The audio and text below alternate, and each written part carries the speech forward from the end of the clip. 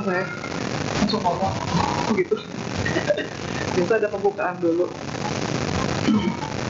Ya, mari kita beranjali, kita mengagungkan nama Guru Buddha kita bersama-sama.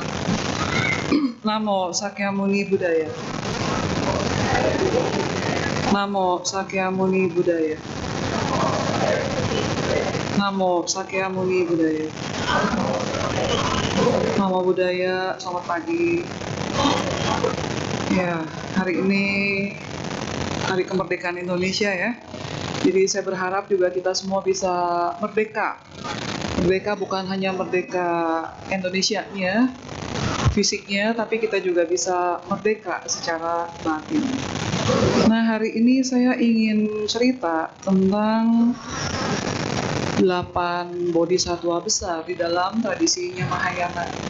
Jadi kalau bisa dibilang Theravada itu tidak mengakui bodhisattva selain dari Sakyamuni Buddha, berarti ini berarti umat-umat yang lebih cenderung ke arah pelatihan diri secara Theravada menganggap bahwa Sakyamuni Buddha adalah sebagai satu-satunya role model, satu-satunya figur yang bisa menuntun orang-orang yang melatih jalan secara Theravada itu supaya bisa menemukan pencerahannya dalam artian menjadi seorang arahat. Sementara di dalam tradisi Mahayana, figur dari Sakyamuni Buddha ini sama, sebagai role model juga, sebagai tokoh utama juga. Tapi ketika menjadikan Sakyamuni Buddha sebagai tokoh utama, ternyata cukup banyak makhluk-makhluk yang memang karakternya berbeda. Jadi dalam pelatihan diri, mengikuti jejak dari Buddha kita, Sakyamuni Buddha, makhluk-makhluk ini up down ya. Kadang-kadang bagus, kadang-kadang jelek latihannya. Oleh karena itu, Sakyamuni Buddha dengan kecinta kasih yang sangat luar biasa, membuat banyak tokoh-tokoh atau panutan-panutan yang bisa dijadikan role model oleh orang-orang yang ingin melatih diri dalam tradisi Mahayana. Nah, role model ini sebetulnya tidak terpisah dari Sakyamuni Buddha, tetapi dianggap terpisah karena konsep pikiran manusianya masih ada batasnya. Nah, di sini ada 8 kita sebut bodhisattva karena dianggap bodhisattva ini adalah calon Buddha. Jadi saya berharap dari penjelasan singkat tentang pengenalan pengenalan singkat tentang 8 bodhisattva besar dalam tradisi Mahayana ini bisa membantu kita dalam melatih diri. Nah, jadi sebelum masuk ke dalam 8 sifat bodhisattva ini, manusia ini punya perjalanan. Yang pertama adalah perjalanan fisik. Perjalanan fisik ini kita semua bisa lihat ya, dari dalam perut, walaupun tidak terlihat oleh mata kasat, tapi terasa oleh mama, oleh mungkin suami yang terus menjaga istrinya. Baik dalam kandungan dia bisa dipegang, bisa tendang, bisa gerak-gerak, seperti itu. Jujur saya tidak tahu rasanya 6 bulan atau 7 bulan merasakan bayi di dalam perut. Tapi saya pernah memegang satu perut mama yang katanya anaknya kembar. Itu suruh saya blessing. Jadi saya sempat pegang, ternyata bergetar, gitu. Saya kaget. Ternyata seperti itu ya getarannya. Jadi saya di situ langsung tersentuh. Oh, ternyata itulah perasaan seorang ibu ketika punya bayi. Kemudian dari bayi lahir, prosesnya kita lihat 2 tahun, 3 tahun, 5 tahun, sampai akhirnya remaja, sampai akhirnya dewasa seperti kita, sampai akhirnya manula. Dan akhirnya banyak orang juga ketika sudah berumur tua, tidak ada sakit, tapi terus kondisi badannya melemah dan akhirnya tunggu waktu meninggal. Itu adalah proses atau tentang perjalanan tubuh jasmani, di mana kita bisa melihat dan kita bisa merasakan. Tapi ketika kita berbicara tentang perjalanan spiritual, ini adalah hal yang tidak bisa dilihat, tapi bisa dirasakan oleh batin kita. Nah, sekarang batin ada di mana? Itu pertanyaannya ya. Jadi kenapa juga kita nggak cukup hanya baca parita? Karena ketika baca parita, kita lebih banyak menggunakan logika. Kita berusaha kita mencoba untuk selalu mendapatkan makna dari kata-kata yang ada tertulis dalam setiap kalimat-kalimat yang dibaca. Bahkan kadang-kadang saking seringnya membaca sutra yang sama atau mantra yang sama, batin kita sama sekali tidak tersentuh. Kita seringkali membaca seperti burung beo istilahnya. Jadi ini juga satu refleksi diri di mana kita harus terus-menerus introspeksi diri. Apakah bacaan yang sama terus-menerus membuat kita jenuh? Apakah bacaan yang sama terus-menerus membuat kita lebih mendalam terhadap batin kita? Nah, perjalanan spiritual ini tidak bisa dilihat oleh kasat mata. Tapi ketika mengalami transformasi, mengalami perubahan, orang-orang di sekitar kita bisa merasakan. Bahkan bukan cuma orang-orang di sekitar kita ya, saya rasa mereka yang punya hewan-hewan peliharaan juga bisa melihat perubahan dan bisa merasakan perubahan dari majikannya. Bahkan banyak cerita yang kita dengarkan atau kita lihat, baca buku tentang kolam yang penuh dengan ikan, di mana ada biku-biku tua yang banyak melatih compassion, melatih cinta kasih. Ketika dia hanya main tangan di atas kolam, ikan-ikannya langsung melompat. Ada juga orang biku-biku yang melatih diri, begitu tangannya begini-begini, burungnya terbang. Atau mungkin macannya menghampiri. Itu semua adalah perjalanan spiritual. Untuk orang-orang yang menggunakan logika, nggak mau main sama ular, nggak mau main sama macan, nggak mau main sama serigala. Itu hal yang menakutkan. Tapi ketika sudah berbicara tentang batin yang penuh dengan cinta kasih, penuh dengan kebijaksanaan, benar-benar batinnya tidak ada perbedaan, benar-benar lewat daripada manusia biasa, main sama siapapun tidak lagi gentar, tidak lagi takut. Nah, ini yang dialami oleh para Buddha di masa lalu, masa sekarang, dan masa yang akan datang. Termasuk dengan calon-calon Buddha yang kita sebut sebagai Bodhisattva. Nah, Bodhisattva pertama dalam perjalanan hidup seorang manusia adalah ibu kita atau ayah kita, jadi orang tua kita. Nah, orang tua kita mengajarkan apa sih pada anaknya? Mereka mengajarkan compassion, mengajarkan cinta kasih. Ini adalah simbol dari Avalokitesvara Bodhisattva atau Mandarinnya kita sebut dengan Kuan Yin Pusa. Jadi kita lebih familiar dengan Kuan Yin Pusa. Kenapa?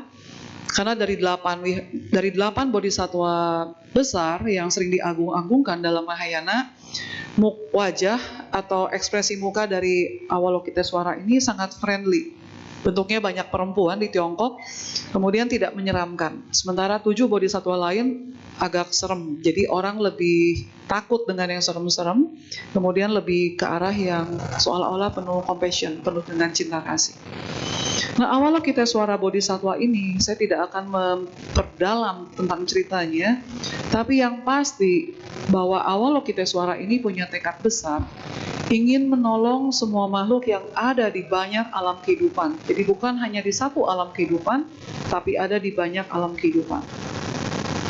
Dan beliau bertekad, kalau sampai saya harus masuk ke alam neraka, maka biarkan ketika saya masuk ke alam neraka, maka apinya langsung padam. Jadi api ini padam bukan karena Avalokitesvara masuk begitu aja, tapi karena cinta kasih yang besar itu bisa memadamkan api. Maka dalam Dhammapada juga disebut bahwa kemarahan, kebencian tidak bisa berhenti atau berakhir jika dibalas dengan kebencian. Kebencian hanya akan berakhir jika dibalas dengan cinta kasih. Jadi di rumah kita adalah Bodhisattva Kuan Yin Pusa, kita adalah Bodhisattva Avalokitesvara. Nah, Avalokitesvara ini kalau terus-menerus penuh dengan mindfulness, penuh dengan kesadaran, maka kita di rumah akan terus menjadi Kuan Yin Pusa. Masalahnya di rumah ini godaannya besar. Kadang-kadang kita menjadi Kuan Yin Pusa, kadang-kadang kita menjadi Sevania di dalam rumah.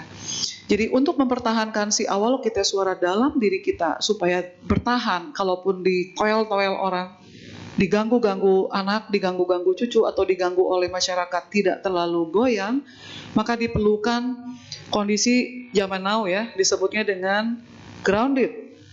Salah satu grounded yang saya suka baca-baca itu, jalan, jangan pakai sepatu, di lantai pakai keramik, lepas kaki, peluk pohon, healing ke atas gunung. Itu healing zaman now yang disebut-sebut oleh banyak pakar-pakar, yang S2, S3, luar negeri pun bicara seperti itu. Dan saya merasa bersyukur ya, ternyata agama Buddha sudah pakai sistem-sistem healing itu. Kita duduknya di lantai, kecuali di wihara sini ya, duduknya di bangku, sepatunya nggak dilepas. Karena mengingat banyak orang sudah berumur, badannya sakit, jadi duduknya di bangku. Tapi kalau konsep di wihara-wihara selain di PPDS ini, masih ada duduk di, bukan masih ada ya, mayoritas duduknya di lantai. Walaupun tidak dalam sikap meditasi atau dalam kegiatan meditasi, kita masih banyak masih duduk di lantai, kemudian membuka alas kaki. Itu semua adalah karakter untuk membuat kita, bukan karakter, itu adalah aktivitas di mana kita bisa grounded. Jadi nggak usah nyari ke gunung jauh-jauh, hanya duduk di lantai, pantat ketemu dengan lantai, itu termasuk bagian dari grounded. Kemudian jalan kaki, lepas alas kaki, itu semua bagian dari grounded, menyatu dengan bumi. Nah, bumi ini adalah simbol dari mama. Simbol dari mama berarti simbol dari Avalokitesvara Bodhisattva, simbol cinta kasih. Di mana kita bisa menggali bumi, kita bisa merusak bumi, kita bisa korek-korek bumi, kita bisa melakukan sesuatu yang bermanfaat dengan bumi. Itulah karakter dari seorang ibu. Nah, ibu ini bukan ibu duniawi. Ketika kita mengorek-korek ibu duniawi bisa marah. Ibu biologis kita bisa marah. Gara-gara rapot aja, merah satu, ibu biologis kita bisa teriak-teriak marah-marah. Tapi dengan ibu spiritual kita, dia tidak akan marah-marah, dia akan besar hati menerima semua anak-anaknya. Jadi dalam Tantrayana juga disebut bahwa cinta kasih kita itu harusnya seperti bumi yang bisa menerima segala hal dengan lapang dada. Jadi kita tidak bisa belajar dari ibu biologis kita. Kenapa? Karena ibu biologis kita masih ada marahnya, masih ada bentak kitanya, masih ada silent treatmentnya ya, masih ada cuekin kita, musuhin kita sebagai anak, masih ada melototin kita, masih ada karakter manusia yang tidak bisa dijadikan role model oleh kita sebagai anak. Jadi di sini Avalokitesvara bertindak sebagai role model dalam hal spiritual. Jadi untuk teman-teman semua di sini yang merasa tidak punya ibu, walaupun sudah tiap hari nempel sama mama nih, bisa menjadikan Avalokitesvara sebagai role model, di mana beliau tidak ada marahnya, penuh dengan cinta kasih, kemudian penuh dengan kebijaksanaan. Yang pertama itu ya, Avalokitesvara. Jadi Avalokitesvara ini bukan sifat seorang perempuan, karena dalam diri seseorang, bukan cuma manusia, hewan, bahkan juga tumbuhan ya, tumbuhan ada sifat maskulin sama feminin. Jadi dalam diri kita masing-masing ada sifat feminin, ada sifat maskulin. Ketika maskulinnya keluar, kita bisa cari uang, kita bisa bekerja, kita bisa semangat. Tapi ketika femininnya muncul, kita lemah, tidak berdaya, kemudian mau mati, mau bunuh diri, mau meninggalkan dunia, itu ada dalam diri kita. Mungkin dengan tidur nggak mau bangun-bangun seperti itu karena nggak bisa menghadapi dunia. Itu semua sifat-sifat feminin dalam diri kita. Jadi Avalokitesvara ini bukan hanya dalam diri seorang perempuan dia bisa muncul, tapi compassion ini sifatnya netral. Dia tidak laki-laki, dia tidak perempuan. Jadi ada dalam diri kita sebagai laki-laki dan sebagai perempuan. Nah, sifat Avalokitesvara ini dalam diri seorang laki-laki, dia muncul sebagai laki-laki yang nurturing, sebagai laki-laki yang bisa melindungi, yang bisa protect, yang bisa menjaga. Dia punya tanggung jawab. Jadi laki-laki yang dicari oleh seorang perempuan yang akan menikah dengan seorang laki-laki adalah seorang laki-laki yang punya karakter seperti Avalokitesvara. Dia bisa menjaga, dia bertanggung jawab, kemudian dia bisa melindungi, dia bisa memberi makan keluarganya, kemudian dia mau bekerja, ada tanggung jawabnya. Itu berarti ada sifat Avalokitesvara dalam diri kita. Itu bagi laki-laki yang sudah dewasa. Bagi laki-laki yang masih remaja, anak laki-laki muda, apa tanggung jawabnya? Berarti dia sekolah dengan baik, tidak terlibat dalam narkoba, tidak lari ke dalam minuman keras, kemudian dia juga bertanggung jawab atas tanggung jawabnya sebagai anak, karena dalam Sigalowada Sutra sudah disebutkan tentang tanggung jawab seorang anak kepada orang tuanya, ataupun sebaliknya kewajiban orang tua terhadap anaknya. Jadi semuanya begitu jelas dibabarkan oleh Sakyamuni Buddha. Sementara kita saat ini tugasnya adalah hanya melihat terus ke dalam, kemudian membangkitkan semua sifat-sifat yang bisa keluar dalam diri kita, kemudian kalau Mandarin dipeyang ya, dirawat, dimunculkan, kemudian dijaga supaya dia tidak padam. Nah, sifat dalam spiritual journey ini, role model kedua adalah Manjusri Bodhisattva. Manjusri Bodhisattva terkenal sebagai Bodhisattva wisdom, penuh dengan kebijaksanaan. Kemudian Manjusri Bodhisattva akan memegang sebuah pedang. Jadi ini pedang namanya Sword of Wisdom, di mana pedang ini adalah simbol dari kebijaksanaan yang mempunyai dua sisi, dua blades. Nah, dua sisinya itu kalau pisau dapur hanya satu, kalau ini ada dua, tajam kanan kirinya. Jadi kita milih mau tajam ke kanan apa tajam ke kiri. Tajam ke salah satu sisi berarti tajamnya ke arah wisdom. Tapi kalau kita menajamkan bagian yang sebaliknya, maka yang tajam adalah ignorance kita. Dosa kita, bukan dosa ya, maksudnya dosa loba, dosa moha. Kebencian kita yang jadi tajam, akhirnya kita jadi orang yang penendam. Kemudian moha kita kalau tajam, kita benar-benar dablek, diajarin apa-apa juga nggak mau. Kalau kita tajamnya ke arah ego yang tinggi, makin lama ego kita pun makin tinggi. Jadi pedang kebijaksanaan ini punya dua sisi, tergantung kita mau menajamkan yang mana. Mau menajamkan salah satu sisi yang buruk, berarti tambah buruk. Kalau mau menajamkan yang positif, maka kita akan punya wisdom. Nah, bagaimana tentang konsep jalan tengah dan tentang pedang dari Manjusri ini? Jalan tengahnya kita nggak bisa, jalan tengahnya di tengah-tengah, nggak kanan, nggak kiri, itu namanya pelin-pelan. Kita harus milih antara wisdom atau loba dosa moha. Karena begitu loba dosa moha kita tebas dengan pedang kebijaksanaan, dia akan langsung transform, berubah 180 derajat. Dari loba menjadi aloba, dari dosa menjadi adosa, dari moha menjadi amoha.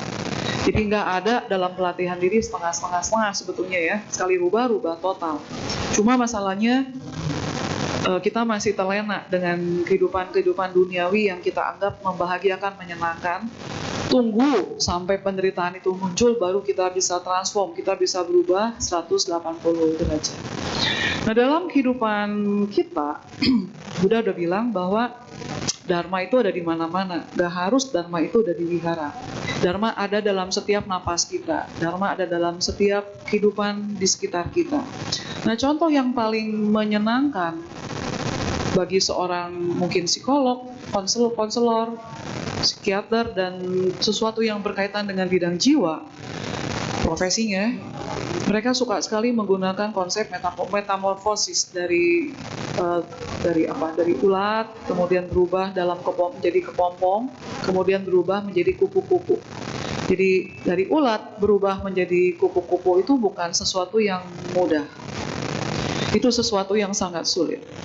Nah, ketika kita semua seperti proses metamorfosis itu, ada masa di mana setiap orang harus berada dalam kepompong. Kepompong ini berarti apa? Rezekinya jatuh, punya anak mungkin meninggal, ketabrak, kemudian suami dibunuh orang, kemudian pabrik kebanjiran, kebakaran, bangkrut total, kemudian istri selingkuh, suami selingkuh, atau orang tua pergi meninggalkan kita, jadi kita nggak punya siapa-siapa. Itu penuh dengan penderitaan. Nah, itu hidup seperti dalam kepompong. Apa yang terasa ketika kita hidup dalam kepompong? Kita bayangkan lah ya, nggak usah bener-bener kayak almarhum yang pakai lakban ditutup, itu udah kebayang. Begitu hidung ditutup, napas langsung berhenti. Apa yang muncul di situ? Sesek napasnya, pikiran kalut, cemas, kemudian gelap yang pasti, dan segala sesuatu yang negatif muncul. Kalau sudah sesuatu yang negatif itu muncul, terus napas kita putus, mungkin gak sih lahir di alam bahagia? Kemungkinan besar kecil. Karena kondisi sebelum kematian yang kita pelajari juga dari banyak teori, itu sangat menentukan kelahiran berikutnya. Jadi orang-orang yang berniat bunuh diri, yang punya potensi untuk bunuh diri di kelahiran sekarang, coba tolong memotivasi diri, bakar dengan semangat, bahwa saya kalaupun harus mati, kalaupun harus meninggal, meninggallah dengan cara yang wajar.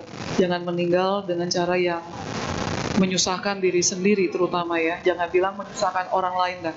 Jangan sampai menyusahkan diri sendiri. Karena ketika dalam kelahiran sekarang kita hidup sudah gelap, kemudian kita memutuskan untuk bunuh diri dalam kondisi tutup pakai pakai lakban atau mungkin pakai tali dijerat dan lain sebagainya, itu pikiran nggak mungkin tenang, nggak mungkin rest in peace. Kalau pikiran sudah tidak tenang, maka kelahiran berikutnya sudah pasti tidak akan di alam bahagia. Jadi jangan berharap dengan nanti bunuh diri, Pak Sarwan dan geng bisa datang untuk doa-doa, baca paritas yang malam siang malam, tidak seperti itu. Tetap yang menentukan kelahiran berikutnya bukan Pak Sarwan, bukan juga saya, bukan juga Biku Sangga, tapi kebajikan yang pernah kita lakukan. Jadi di sini yang punya potensi, punya niat bunuh diri harus diingat bahwa di kelahiran masa lalu Anda atau kita juga, kita ya, bukan cuma dia aja, bukan cuma ya you're not alone gitu, kalian bukan sendiri. Kita semua di sini pasti pernah mengalami kasus bunuh diri. Cuma mungkin masanya sudah lewat. Jadi dorongan bunuh dirinya udah nggak keluar.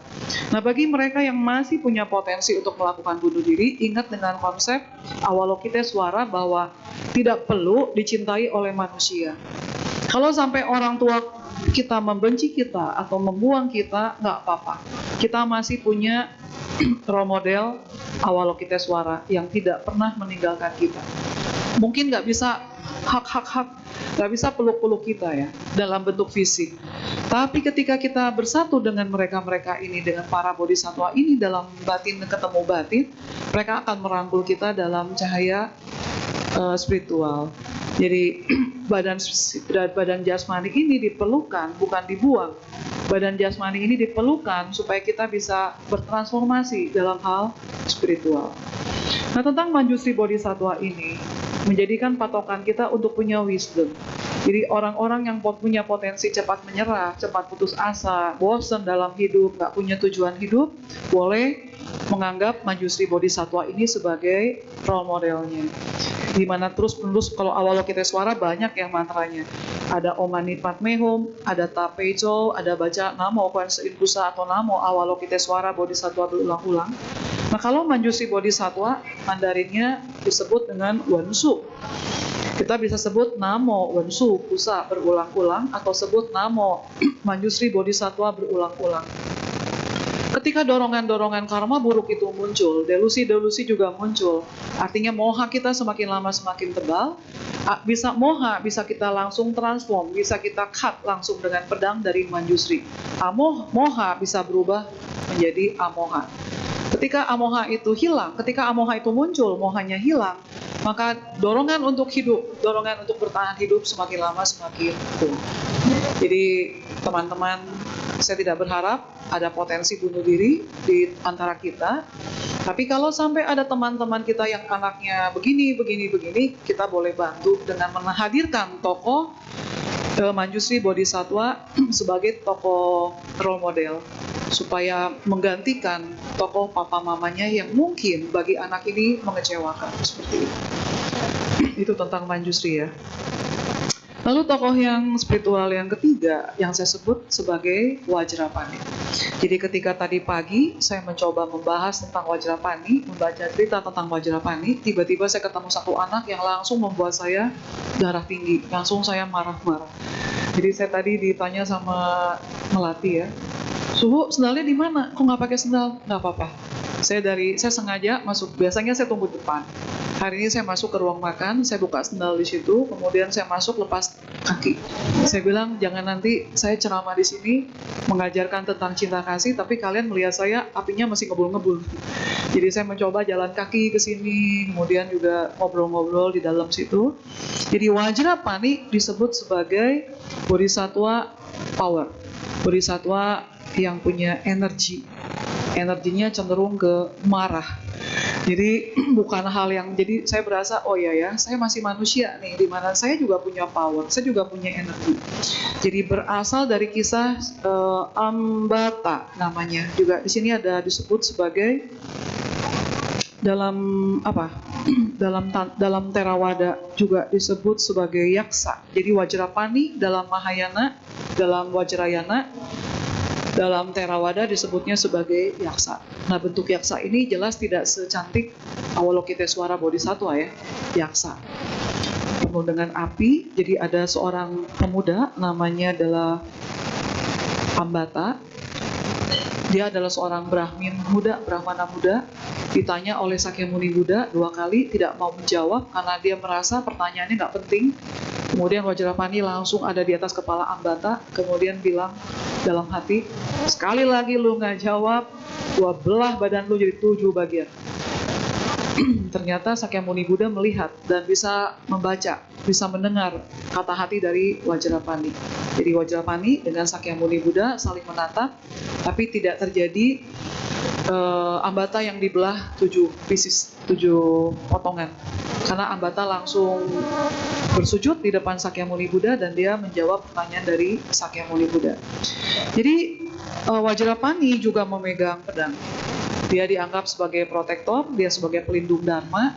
Kemudian Wajrapani ini juga mengalahkan segala macam monkey mind, segala macam delusi-delusi, hayalan-hayalan tentang sesuatu yang tidak bermanfaat dalam hidup kita.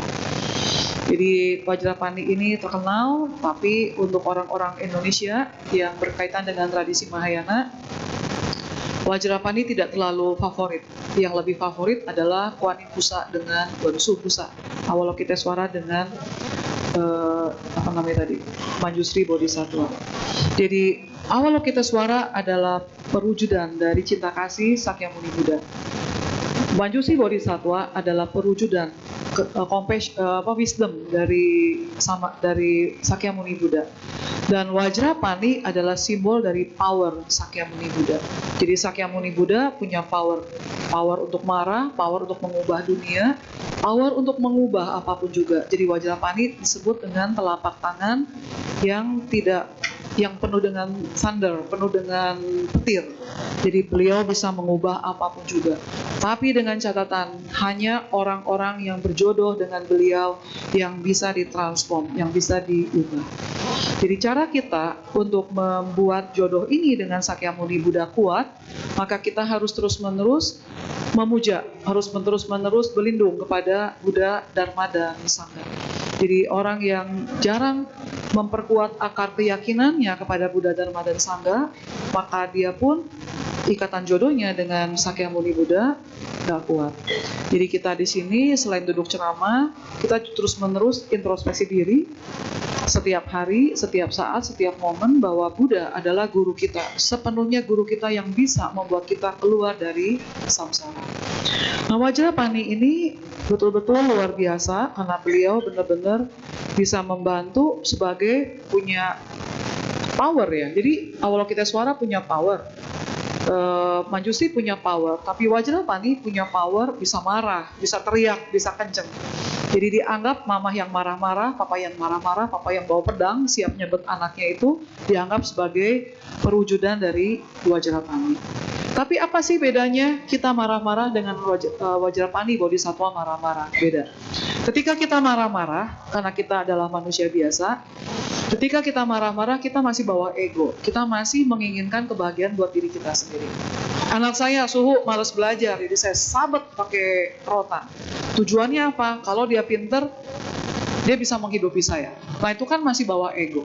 Tapi ketika Wajrapani Bodhisattva marah-marah, atau ketika para Bodhisattva besar marah-marah, tujuannya cuma satu, supaya makhluk ini bisa keluar dari penderitaan dan mencapai kebebasan. Jadi bedanya jadi jauh. Kita masih bawa ego seputar loba dosa moha, seputar keinginan duniawi kita. Tapi para bodhisattva ketika mereka marah mengeluarkan pedangnya, tujuannya hanya satu, supaya orang ini tersadarkan, kemudian segera keluar dari penderitaannya menuju kepada pembebasannya. Seperti itu. Bodhisattva 4 yang besar adalah Samantabhadra Bodhisattva. Duduknya di atas gajah bergading. Gadingnya ada 6. Jadi ini mengingatkan cerita tentang Pangeran Siddhartha dalam perut ketika akan lahir ke dunia. Jadi ada seekor gajah putih masuk, kemudian ininya ada 6. Gajah adalah simbol dari kebijaksanaan, sedangkan 6 gading itu simbol dari 6 paramita atau simbol dari 6 indria: mata, telinga, hidung, mulut, pikiran, dan badan jasmani. Jadi ketika kita bisa terus-menerus melatih indria-indria ini, maka dia akan berubah menjadi cara untuk menjadi penuh dengan wisdom. Tapi kalau kita tidak melatih indria ini, maka itu berubah menjadi seorang yang penuh dengan ego, penuh dengan penderitaan. Jadi Samanta Bhagra Bodhisattva adalah tokoh yang bisa membuat kita mengikuti beliau dengan perilakunya, dengan latihannya. Ada yang terkenal dari latihan dari Samanta Bhagra Bodhisattva adalah tentang 10 perilaku baik. Salah satunya adalah menghormati para Buddha. Menghormati para Buddha berarti menghormati setiap orang, setiap manusia. Yang kelima adalah tentang Sitigarbha Bodhisattva. Itu kalau di film Sun Gokong seperti Biku Tong Samcong yang pegang ini namanya Sicang yang pegang tongkat itu ya. Jadi Sitigarbha, Garbha adalah kandungan. Jadi Sitigarbha Bodhisattva punya tekad untuk menolong makhluk-makhluk yang ada di alam neraka. Neraka adanya di mana? Dalam konteks pikiran manusia, neraka adanya di bumi, di bawah bumi, di dalam bumi. Kemudian surga adanya di atas kepala manusia, di atas bumi, di atas bumi, di luar angkasa. Jadi Sitigarbha Bodhisattva ini adalah sesuatu di dalam diri kita, potensi di dalam diri kita. Potensi untuk menjadi baik maupun potensi untuk menjadi jahat. Potensi untuk menjadi orang yang penuh dengan kebijaksanaan atau potensi menjadi orang yang penuh dengan kejahatan. Jadi ketika kita bisa memuja Sitigarbha Bodhisattva, berarti kita sedang membangunkan potensi positif dalam diri kita, karena semua para Bodhisattva ini mengarah kepada perkembangan spiritual yang lebih positif. Yang keenam adalah Maitreya Bodhisattva. Ini kita kenal semuanya tokoh Maitreya ini, juga ada ceritanya tentang dunia setelah Sakyamuni Buddha punah masanya, maka yang kemudian lahir adalah Maitreya Bodhisattva. Jadi Maitreya Bodhisattva adalah simbol dari harapan. Jadi harapan ini juga ada dalam diri kita berharap masa depan kita menjadi lebih cerah. Yang ketujuh adalah tentang Akasa Garbha. Akasa Garbha juga pegang pedang. Jadi ini berbicara tentang kualitas yang sangat positif dalam diri manusia, tapi ketutup oleh moha, ketutup oleh loba, ketutup oleh dosa. Jadi Akasa Garbha Bodhisattva berbicara tentang space, tentang alam semesta yang tidak ada batasnya. Ketika kebijaksanaan tidak ada batasnya, maka kebodohan batin juga tidak ada batasnya. Ketika kebencian tidak ada batasnya, maka cinta kasih pun tidak ada batasnya. Ketika kesombongan tidak ada batasnya, maka kerendahan hati pun tidak ada batasnya. Jadi ketika kita bisa menjadikan Akasa Garbha Bodhisattva sebagai role model kita, maka kita bisa mendapatkan segala hal di dalam dunia ini. Kesehatan yang kita mau bisa didapat, kekayaan bisa didapat, usia panjang bisa didapat, bahkan status duniawi pun bisa kita dapatkan. Yang terakhir adalah tentang Sarwa Niwarana Bodhisattva. Jadi beliau adalah Bodhisattva tentang bagaimana menghilangkan karma-karma buruk dalam hidup kita dengan cara mengubah kebiasaan-kebiasaan buruk menjadi kebiasaan positif. Intinya dari 8 Bodhisattva ini adalah berbicara tentang transformasi. Jadi agama Buddha adalah agama yang berbicara tentang transformasi selain berbicara tentang cinta kasih. Jadi hal pertama yang harus kita miliki sebagai manusia adalah cinta kasih. Jadi kemarin ya ada seorang mama WA saya, "Suhu, kata anak, besok Suhu ceramah di VPDS nih. Kata anak saya kalau Suhu ceramah pasti berbau tentang psikologi." Saya bilang sama anak kamu ya, saya bukan berbicara tentang psikologi, mungkin saya banyak berbicara tentang parenting. Tapi hari ini jadi saya cari yang berat dikit ya. Bahwa ini sebetulnya bukan masalah psikologi, bukan masalah parenting, bukan masalah agama Buddha. Ini adalah bagaimana kita bisa bertransformasi. Dan transformasi pertama kali yang harus dilakukan adalah dari keluarga. Jadi mama, kenapa ya mama begitu dia punya anak, dia berusaha, wah lihat ya, makan susu. Kemudian udah punya gigi dikit langsung, wah ini apa namanya pepaya pisang supaya nggak panas dalam. Kemudian ketika anaknya olap keluar, muntah keluar, mamanya belajar lagi. Gimana caranya supaya anak nggak olap? Semua pembelajaran. Nah anak traumanya mulai dari mana? Traumanya mulai dari masa kecil. Dia nggak bisa ngomong, dia nggak bisa teriak, dia cuma bisa nangis. Sama ketika saya lihat Instagram bahasa Korea. Kalau atau ngomong apa ya, India mungkin. Ya tidak. Apa bedanya gini sama gini? Semuanya goyang-goyang kepala. Sama kayak Korea. Kita cuma taunya gitu doang. Tapi ketika kita belajar bahasa Korea, kita akan paham, oh ternyata ada bedanya karena nadanya berbeda.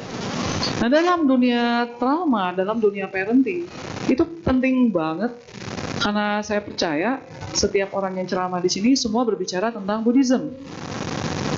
Tapi jarang yang berbicara tentang bagaimana sih bisa mengubah moha kita menjadi amoha, menjadi wisdom. Ini banyak sebab. Kenapa sampai hari ini kita sudah belajar Dharma masih juga bisa marah-marah. Sudah jadi biku kagak mau. Kenapa? Karena pelepasan ini nggak mudah. Pelepasan bukan pelepasan fisik, pelepasan batin. Di mana kita benar-benar penuh dengan kasih sayang, di mana kita penuh dengan wisdom, di mana kita bisa benar-benar mengharapkan orang lain itu keluar dari penderitaan. Jadi trauma-trauma dibentuk oleh orang tua kita, bukan oleh orang lain. Diawali dari makan dan minum. Ketika kita sudah kenyang, kemudian kita tidur, kemudian lagi tidur nih, bayi kebayang ya. Kita lagi tidur nih, udah orang dewasa. Kemudian istri atau pasangan kalian manggil-manggil temennya, lihat sini, istri gua, suami gua kalau lagi tidur mukanya lucu, coba tuh lihat, itu kan lucu kan? Terus tiba-tiba kita bangun, apaan sih istri gua, laki gua kurang ajar? Itu kan komentar kita sebagai orang dewasa. Sekarang nih bayi nih, tidur dalam box, kita undang teman-teman kita, mau lihat dong anak kamu lucunya kayak gimana? Terus dia langsung lihat, ya lucu ya, pipinya, Ini bayi nggak bisa ngomong. Bagaimana sih rasanya? Marah. Terus dia cuma lihat. Terus teman-teman mamanya bilang, tuh, lihat matanya, lihat kita. Lihat kita batinnya sebagai apa? Karena kupingnya masih bisa mendengar. Dia ada rasa tidak suka, ada rasa marah. Jadi nggak salah ya, kalau anak begitu besar dikit, dia berontak sama mamanya. Terus mamanya lapor ke saya.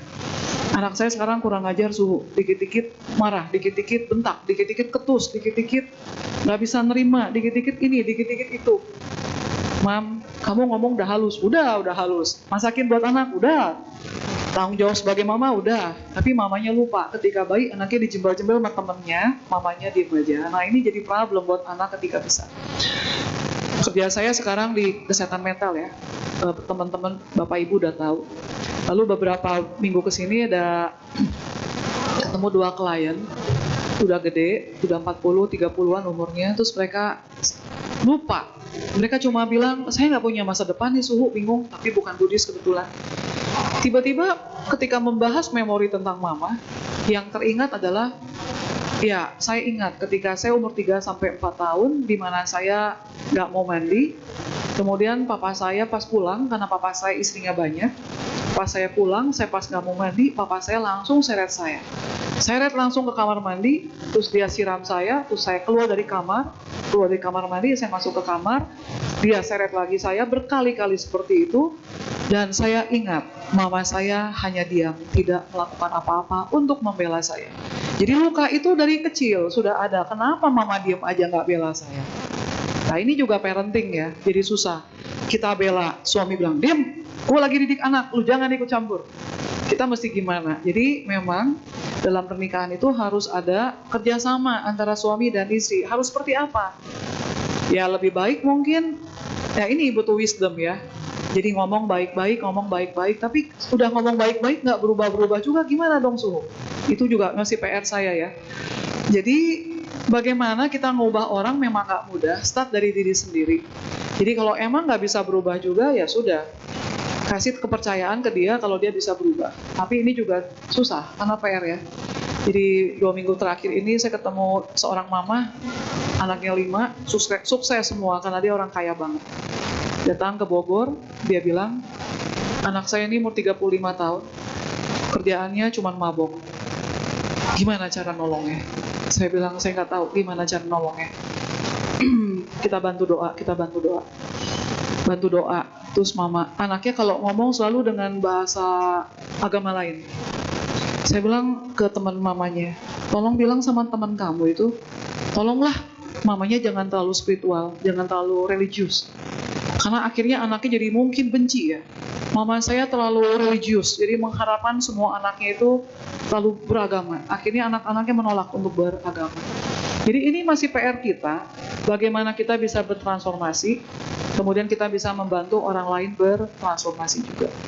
Jadi banyak cerita di saat kita sudah berumur, kemudian kita mengingat lagi masa lalu, di mana papa atau mama kita diem aja atau tidak bertanggung jawab terhadap hidup kita, itu menjadikan kita luka-luka batin.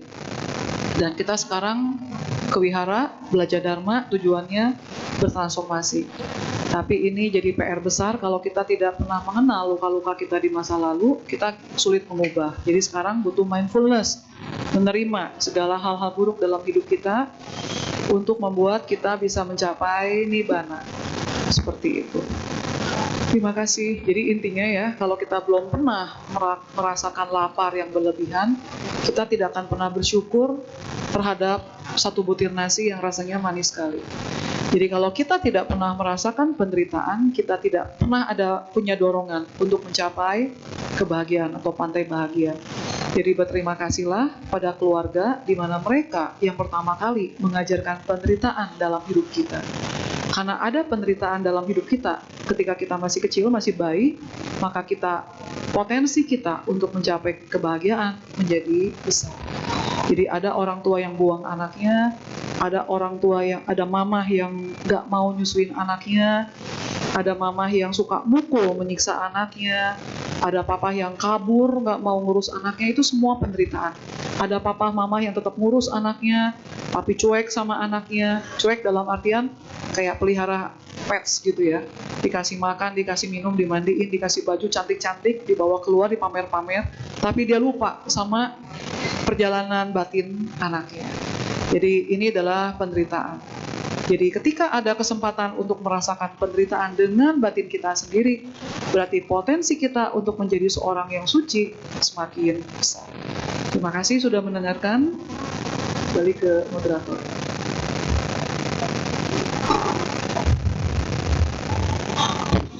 Terima kasih Suhu atas Dhamma Desananya. Bapak Ibu mohon bisa applause kepada Suhu terhadap Dhamma Desana yang telah diberikan. Terima kasih. Ya, Suhu karena waktunya masih banyak, apa kita bisa buat katanya jawab? Boleh. Boleh ya. Oke. Sampai jam 11 ya?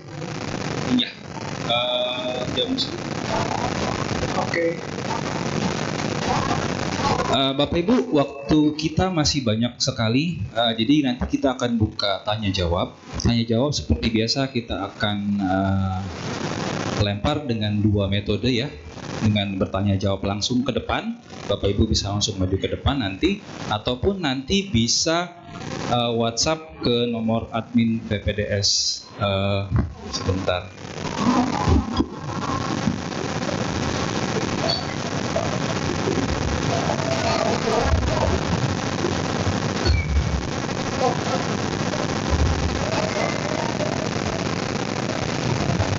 Bapak Ibu bisa WhatsApp ke nomor 0811 9921 098. Saya ulangi kembali, untuk yang bertanya via WhatsApp bisa WhatsApp ke nomor 0811 9921 098. Ada di sebelah. Bapak Ibu bisa cek lagi nanti ya. Baik, sebelum kita memulai sesi tanya jawab, marilah kita menyanyikan satu buah lagu yang akan dibawakan oleh petugas. Pada petugas kami persilakan.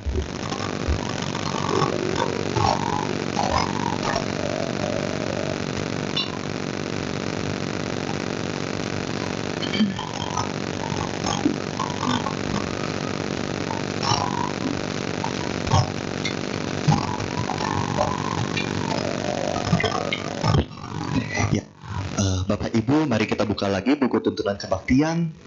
Kita buka halaman 119. Kita nyanyikan bersama lagu yang berjudul I.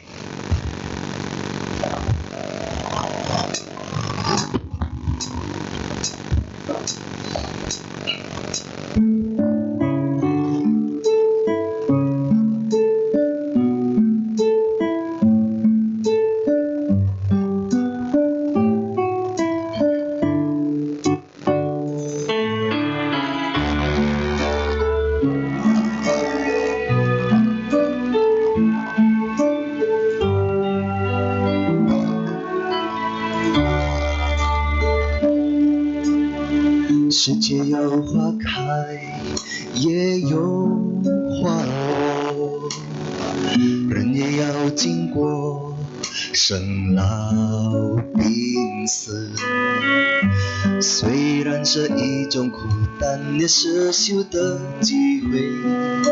只要心中有爱，已无所谓。爱永远能化解我们心里的恨，让我们能更体谅别人。用我们心中的爱照耀这世界，让人生充满了爱去过生活。我们相信有爱，生活更有意义。拥有这颗善良的心，我们该更明白佛法的道理，来生的幸福靠近天书。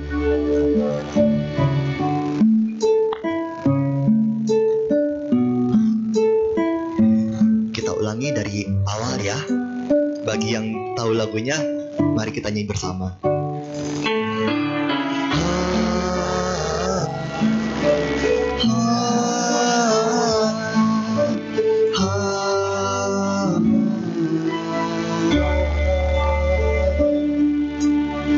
世界有花开，也有花落，人也要经过生老病死。虽然是一种苦，但也是修的机会。只要心中有爱，已无所谓。爱永远能化解我们心里的恨，让我们能更体谅别人。用我们心中的爱照耀这世界，让人生充满了爱去过生活。我们相信有爱，生活更有意义。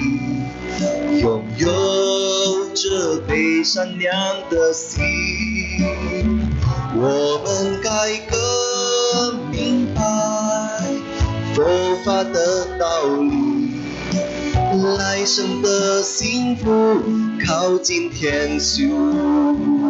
我们相信有爱，生活更有意义。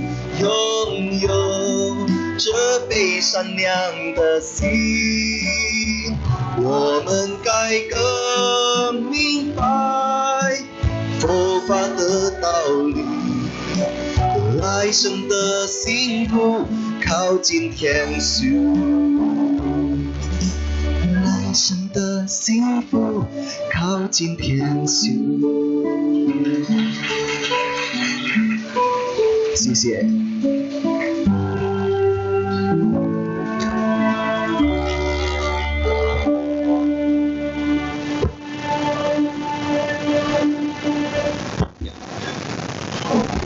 Bapak Ibu, mari kita buka, salah itu saya. Kita mulai sesi tanya jawab ya. Yang ingin bertanya langsung boleh maju ke depan. Wah, banyak ya? Oke. Sebutin nama ya. Nanti ada yang nanya di belakang itu udah berdiri tadi. Silakan Dek. Jangan yang susah-susah ya, so nggak bisa jawab. Sip. Halo, nama saya Mackenzie. Nah, kalau kadang tuh kita bisa merasa bahwa hidup kita itu susah dan kita bisa meremehkan hidup orang lain, padahal mungkin hidup orang lain lebih susah. Gimana cara melenyapkan rasa itu? Terima kasih. Ini susah dijawab. Wah, aplaus ya. Pertanyaannya dewasa banget. Siap Suhu, silakan. Iya. Hidup kita udah susah ya, tapi kita suka itu kita udah susah, tapi kita nggak sadar bahwa ada orang lain di sekitar kita hidupnya lebih susah. Jadi Su nggak akan ngajarin gimana caranya supaya batinnya berubah, tapi yang Su bisa kasih tahu adalah ini papanya sering-sering ajak papa keliling-keliling ke kampung-kampung supaya bisa melihat hidup orang-orang yang lebih susah jauh di bawah kita. Di saat itu baru kita tidak akan meremehkan lagi segala sesuatu. Dan itu Su masih masih berproses. Nih ya cerita. Waktu bulan 3 minggu lalu, saya lagi makan siang. Tiba-tiba sukong saya datang sama yang nuntun kursi rodanya duduk. Saya makan duluan. Beliau sama yang nuntun kursi roda nih baru duduk. Begitu duduk ambil nasi, yang bawa kursi roda ini langsung bilang gini ke sukong saya. Sukong, siapa ya yang mau adopsi anak gitu? Terus sukong saya jawab, hari gini yang mau adopsi anak siapa? Nggak ada kali. Terus saya ingat ada satu keluarga datang ke Bogor, kebetulan saya kenalnya dari masih sekolah minggu di Jakarta tuh 14 dan 20 tahun lalu deh. Ternyata si anak ini nikah lama nggak punya anak, dia adopsi anak dibawa ke Bogor nih masih baby, dan ternyata ya bisa dibilang bukan dari Chinese gitu ya. Terus waktu ada kabar tentang adopsi anak ini di meja makan, saya bilang ini coba tawarin ke anak dia yang paling besar perempuan, apakah masih mau adopsi anak. Ini singkat cerita, oke. Jadi saya tahu cari informasi, minta fotonya dong, mamanya kayak gimana dan lain sebagainya. Dikirimlah foto di samping gambar Buddha. Terus mulai keluar jiwa kepo saya ya. Waduh, ini orang harus gua ceramahin nih. Ke Tangerang lah saya berangkat tuh. Tangerang berangkat, bener tuh rumahnya. Jadi saya udah merasa udah cukup humble jadi orang. Jadi saya juga merasa saya tidak meremehkan orang. Tapi saya masuk ke kampung-kampung, memang perumahan, tapi perumahannya rumah susun yang sangat-sangat sederhana. Masuk di pinggir kayak kali yang sangat besar. Ketemu rumahnya, begitu masuk, kecil, sepetak, tinggalnya 8 orang. Jadi ternyata yang hamil ini cucunya si Oma, jadi calon cicit. Terus dia cerita, saya sendiri pun ngontrak saya ikut sama anak saya yang ngontrak kamar kecil itu 1 bulan 1 juta. Hati saya langsung ces gitu. Kemudian tinggal sama siapa aja Oma? Tinggal sama cucu saya nih yang hamil, sama adiknya dia, sama anak saya yang ada epilepsi. Ces lagi hati saya. Terus yang ngontrak rumah ini cuma jualan es, dia orang Chinese ya, agamanya Buddha. Jualan es, kemudian si Oma cuma pijit orang. Jadi umurnya udah cukup berumur. Tetap si calon cicit ini mau kasih ke orang karena dia nggak sanggup lagi menghidupi. Sudah ceramah panjang lebar tentang karma, kehidupan berikutnya, kalau buang anak dan lain sebagainya. Dia bilang tetap saya udah lelah, saya udah capek. Ya oke lah. Terus sudah singkat cerita lagi, si anak perempuan yang hamil ini kemana mama papanya ya? Kenapa harus irus sama Oma? Baru meninggal. Jadi papanya meninggal lebih awal, kemudian mamanya meninggal. Di situ saya jadi pulang, saya nggak bisa tidur 2 hari. Saya yang merasa udah cukup humble, udah tidak meremehkan orang, ternyata masih kurang bisa melihat ada orang yang lebih susah lagi di bawah. Jadi mungkin saran Suhu deh, sering-sering ke bawah, ajak papa keliling-keliling, biar kita tetap selalu rendah hati dan selalu tetap bisa menghormati orang lain. Oke? Sip, thank you ya buat questionnya. Dan lagi Dan lagi ini adalah tugas kita bukan 1 kali. Jadi walaupun sudah sering keliling kampung, tapi tetap ternyata ketemu orang itu berbeda-beda budayanya. Jadi saat ini saya udah umur 53 ya. Ternyata Suhu masih bisa lihat orang susah terus menerus menggetarkan hati. Artinya pertanyaanmu tadi, Suhu sarankan ajak papa keliling-keliling. Nanti kan kamu akan dewasa, nggak mungkin kecil terus. Jadi nanti kalau udah dewasa pun tetap keliling-keliling ke kampung-kampung. Jangan cuma di kota aja, banyak orang susah. Dengan demikian kita akan lebih rendah hati dan lebih menghormati orang lain. Oke? Jadi biku ya. Baik, tadi Ibu ada yang mau bertanya langsung Bu, silakan Bu. Kalian ada jadwal mana ya? Tadi sorry ralat ya, bukan melati, namanya Mutiara ya. Salah sebut nama orang. Sorry ya. Nama budaya suku, Nama selamat budaya. pagi. Saya Yei. Apabila seorang anak punya luka batin, dia sendiri tidak tahu caranya untuk menyembuhkan luka batin. Tapi setelah dewasa dan bekerja, ibunya sudah tidak, maksudnya udah pensiun. Ibunya mulai berinisiatif untuk bicara hati ke hati, lebih dekat, lebih akrab. Akhirnya anak itu jadi plong, tapi luka batinnya tidak hilang. Dan itu sering muncul tiba-tiba dan dia hanya bisa menangis. Nah, pada saat ibunya sudah mulai dekat dengan dia suka tanpa sadar mengeluarkan luka batinnya dengan bersikap kasar terhadap ibunya. Ibunya bilang, kenapa begitu? Hanya dengan begitu dia bisa lega. Tapi tidak tahu sampai kapan itu akan dia lakukan. Nah, bagaimana supaya dia bisa melepaskan luka batinnya? Terima kasih sayang. Ya, terima kasih. Kita sebagai umat Buddha udah kenal tentang konsep hukum karma ya. Jadi karma itu nggak usah ditunggu nanti baru dibalas. Di kelahiran sekarang pun udah langsung berbalas. Jadi kenapa ketika kita mencintai seseorang atau mencintai makhluk hidup, anjing, kucing, dan lain sebagainya itu harus benar-benar cinta kasihnya yang tanpa batas, bukan karena ego, bukan dijadikan mainan. Jadi sekarang kita belajar mentransformasi diri kita sendiri, bahwa kita lebih banyak mendengarkan kebutuhan orang lain.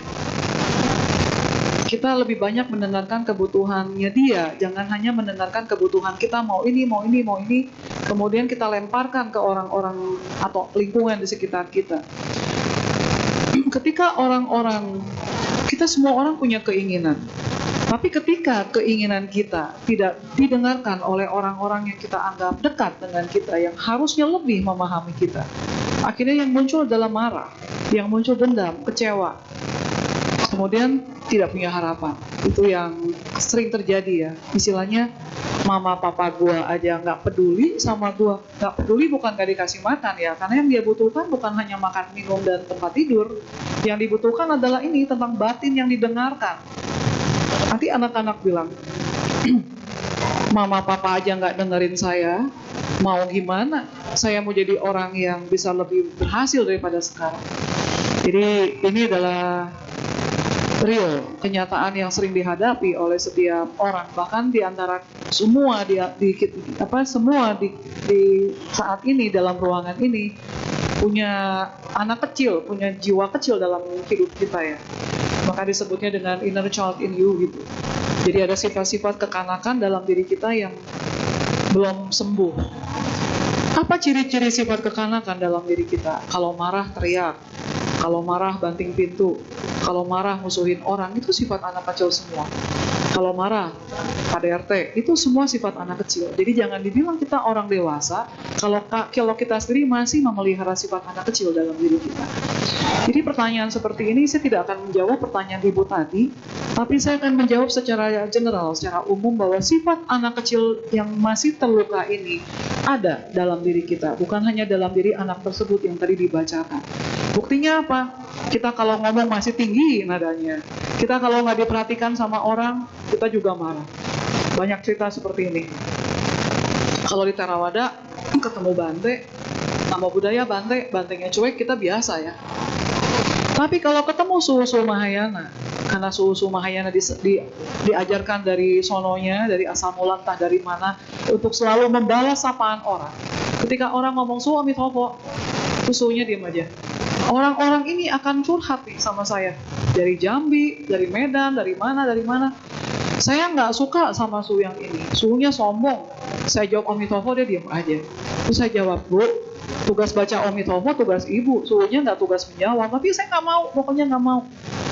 Kalau dia ada terapi sama orang yang udah profesional, saya akan korek. Kenapa? Ini kan laki-laki suhunya.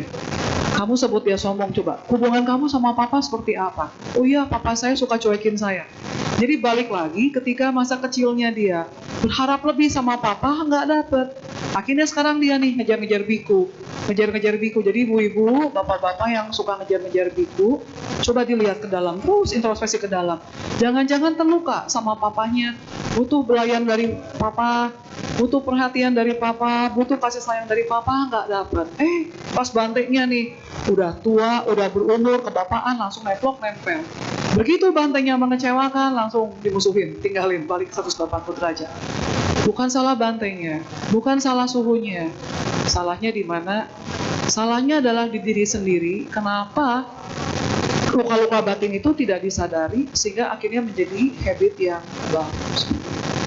Nah tadi tentang luka-luka batin yang muncul, kemudian masih bisa menangis, itu bagus. Artinya dia bisa keluar dengan cara menangis. Kalau ngomong masih kasar, mau sampai kapan berhentinya? Saya nggak tahu segimana dalam mamanya dulu melukai perasaan si anaknya ini. Jadi mamanya sekarang ngapain? Ya sabar. Nah sekarang mamanya kenapa bisa begitu sama anaknya? Tidak mau mendengarkan kebutuhan anaknya. Mungkin dia sendiri juga nggak paham terhadap kebutuhannya dia sendiri. Kenapa bisa begitu? Karena mamanya dia juga tidak mendengarkan dia. Neneknya tidak mendengarkan dia, neneknya juga tidak mendengarkan dia, terus begitu, berulang seperti itu. Jadi kalau bicara tentang psikologi, ya sorry to say, itu adalah sistem yang harus kita ubah. Begitu tahu nih mama kita suka silent treatment sama kita, suka musuhin kita berubah. Kalau dorongan silent treatmentnya muncul dalam diri kita, langsung sadar, ini pola jangan diikutin, harus diubah. Mulai ngomong sopan. Makanya kenapa harus meditasi? Kenapa harus punya mindfulness? Misalkan Pak Sarwan, Suhu, gimana ini jadwal tanggal 17 Agustus? Pak Sarwan positif, cuma nanya tentang jadwal. Tapi ketika saya baca WA, saya merasa terintimidasi oleh Pak Sarwan, muncul marah. Pak Sarwan, udah dibilang tunggu 3 hari lagi, ini belum 3 hari udah WA lagi. Marah langsung. Kalau saya masih sabar, saya langsung nahan. Sabar. Pak, belum 3 hari, Pak. Baru hari kedua. Sorry ya, saya jawabnya besok. Pak Sarwan begitu baca, oh iya Suhu baik kan. Pak Sarwan orangnya begitu tuh, oh iya baik Suhu. Dia nggak tahu saya menggerutu misalnya begitu. Tapi kalau saya udah nggak tahan, saya bisa telepon. Pak, kan saya sudah bilang hari ketiga. Gimana sih Bapak? Kenapa perasaan terintimidasinya muncul? Karena dari mama atau dari papa di masa lalu ketika saya kecil dulu suka mengintimidasi saya.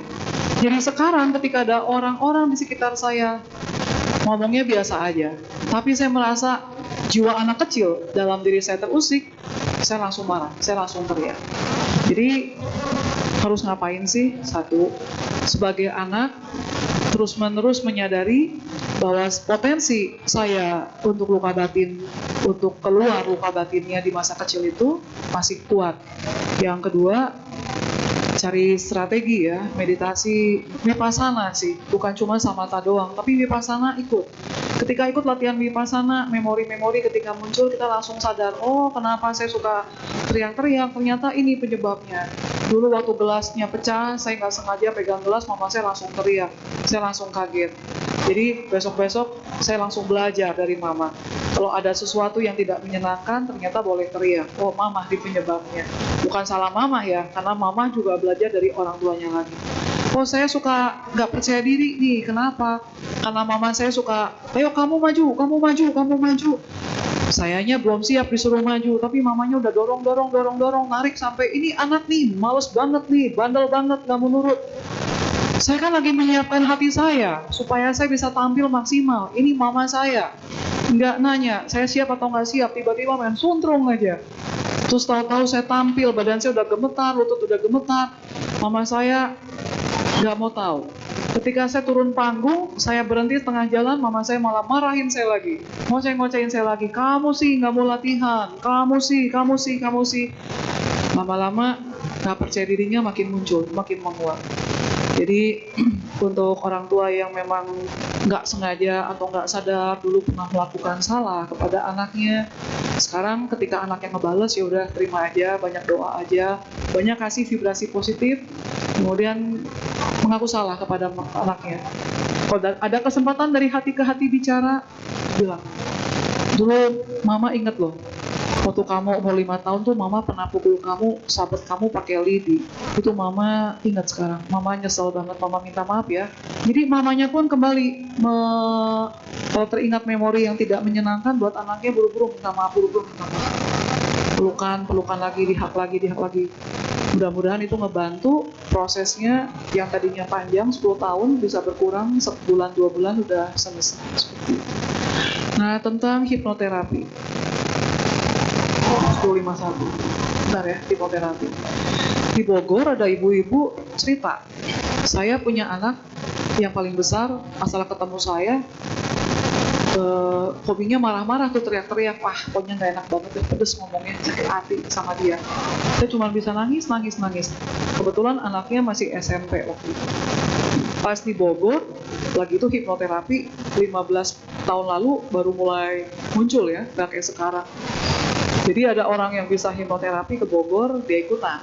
Kemudian dia lihat, kenapa sih saya sama anak paling besar ini ributnya ribut mulut. Dari hipnoterapi terusik tuh, kebongkar. Di kelahiran dulu, si mamanya ini jadi bukan ratu ya, kayak princess kali ya. Orang punya power, punya pangkat. Si anaknya ini itu pembantunya dia, dayang-dayangnya dia. Terus si princess ini di masa lalu kalau ngomong itu selalu nyakitin orang. Kan ada rumus ya, kalau orang cantik ngomongnya suka ketus.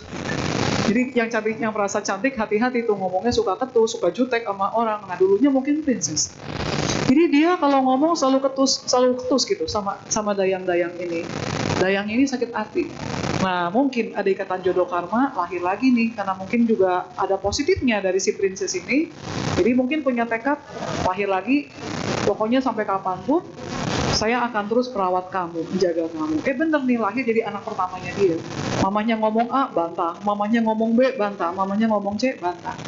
Pas dilihat ternyata karma di masa lalu tuh, yang ngomongnya suka ketus berawal dari dia. Jadi dia sekarang berubah. Ngomongnya pelan-pelan, kalau anaknya ketus sudah minta maaf, terus dia cerita ke anaknya, kalau di kelahiran dulu gini. Anaknya membaik lah, tapi tetaplah saya rasa tetap ada ketus-ketusnya, ada jutek-juteknya sekarang ya. Karena kan luka batin di kelahiran sekarang juga tetap ada. Jadi saran saya apa? Saran saya, mamanya sabar, banyak doa. Yang penting tugas sebagai mama sudah dilakukan dengan baik. Karena sekarang udah masuk ke masa pensiun, berarti sebentar lagi lahir tua sakit mati ya. Tadi lagu tadi juga disebut tuh, Seng Lao Pi Sepu gitu. Jadi disebut tentang Lao, tentang udah tua. Berarti sebentar lagi kita akan kembali ke bumi. Kembali ke bumi berarti kembali ke mama. Kembali ke sifat mama nih, memaafkan, murah hati, menerima, kemudian sabar. Jadi itulah yang sekarang harus dikeluarkan dari mamanya. Anak mau mukul, anak mau marah, ya udah jangan pakai ego lagi sekarang. Ya udah terima aja. Di rumah cari waktu buat lebih spiritual, banyak baca mantra, banyak baca doa. Mudah-mudahan kita lebih legowo ketika karma-karma buruk itu berkurang. Dan tetap kita doakan anak-anak kita, paling nggak mereka bisa menghidupi dirinya sendiri lah ya. Jangan tergantung ke orang tua. Mukul kita nggak apa-apa, marah kita nggak apa-apa, tapi jangan sampai anak-anak ini nggak punya cara untuk mencari uang. Nanti kita mati, dia hidupnya sama siapa? Kan nggak mungkin tiba-tiba jadi pengemis. Yang penting dia bisa menghidupi diri dia sendiri. Itu peran orang tua. Nah, penutup dari saya ya, barusan saya udah bikin sebentar. Jadi tema hari ini adalah mengenali 8 bodhisattva. Yang saya harapkan bukan hanya mengenali secara outside, secara luar, tapi memasukkan ke dalam diri sendiri. Intinya, kita wajib mengenal diri kita sendiri. Kemudian setelah kita tahu dari 8 bodhisattva itu, kita kenali potensi diri kita kembangkan potensi kita untuk mencapai nibbana. Kita selalu berusaha mengenal orang lain, tapi kita suka lupa mengenali diri sendiri. Jadi dengan semua tokoh-tokoh bodhisattva ataupun para Buddha, Maka tugas kita adalah belajar mengenali diri sendiri. Dengan demikian, kita akan dipermudah untuk mencapai nibbana. Semoga apa yang saya sampaikan bermanfaatnya. Selamat siang, Namo Buddhaya. Udah ya.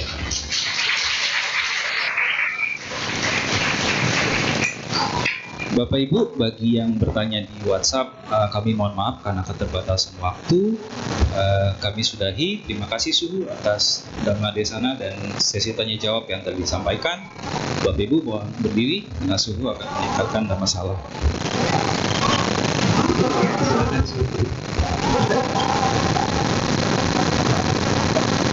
Bapak Ibu boleh duduk kembali.